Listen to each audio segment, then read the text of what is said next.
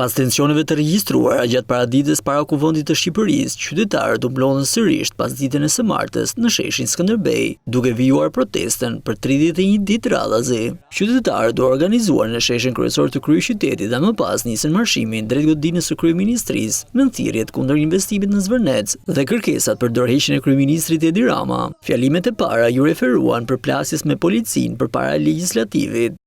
E pas ti na sulmuan, e disa prej shokëve tani morën, u detyruan të ulin kokën dhe të hapin derën, sepse e kanë kuptuar që kjo protest shënon fundin e tyre.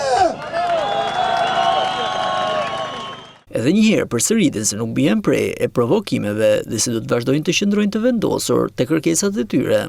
Prandaj mos u dorëzoni, sepse vërtet janë 31 ditë, por ne do vazhdojmë dhe do luftojmë deri në fund. Derisa ai do dorëhiqet. Jepe dorëheqje Rama. Nuk e më vend këtu. E ke kuptuar shumë mirë. Kryeministrit i përmendën emrat e kabinetit që janë në hetim apo të dënuar nga drejtësia. Se me sa duket, kryeministri po i kërkon mes nesh kriminalet e vendit. Jo, i kanë tavolinën e vet Sajmir Tahirin të dënuar për korrupsion. Erion Veliajn, sot në burg për korrupsion, Arben Ahmetajn, sot ja ratisur nga drejtësia, Lefter Kokën, Vangjus Dago, po ashtu, miki i kryeministrit. Protesta ashtu sikurse çdo natë pas fjalimeve para kryeministrisë vazhdoi me marshimin në rrugët e Tiranës.